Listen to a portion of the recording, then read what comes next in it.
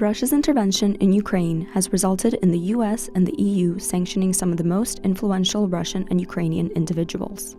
If you're confused about how we got here, you're not alone. Let's go back and review the events that led to today's situation.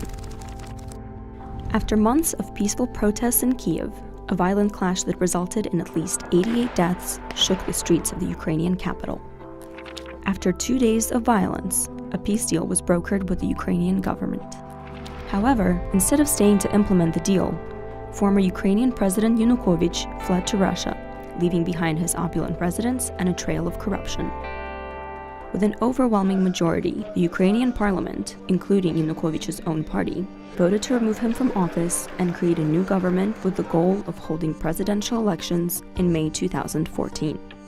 On February 27th, Russia orchestrated a military incursion into Crimea, taking over Ukrainian government buildings and facilities, including airports, military bases, and radio and television stations. Under the shadow of 20,000 Russian troops, an illegal referendum was hastily pulled together in Crimea, declaring the peninsula independent from Ukraine. The so-called referendum was immediately condemned by the international community.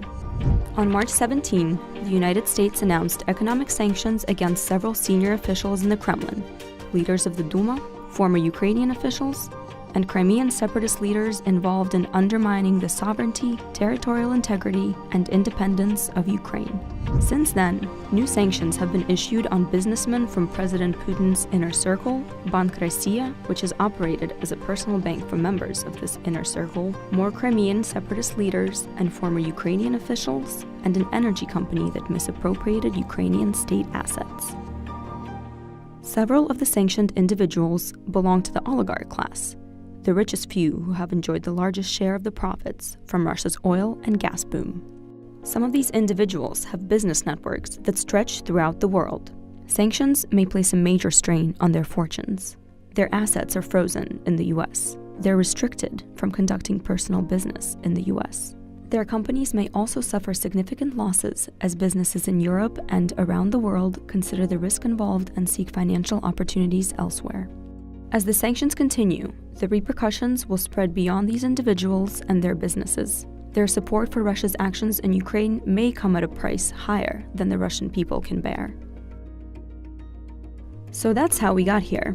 What comes next? Russia still has a choice. Russia can de-escalate and help resolve this crisis peacefully without more unnecessary hardship for the Russian and Ukrainian people. The Kremlin can choose to cease its aggressive acts, or it can continue down this negative path, further isolating Russia from the rest of the world. The choice is clear.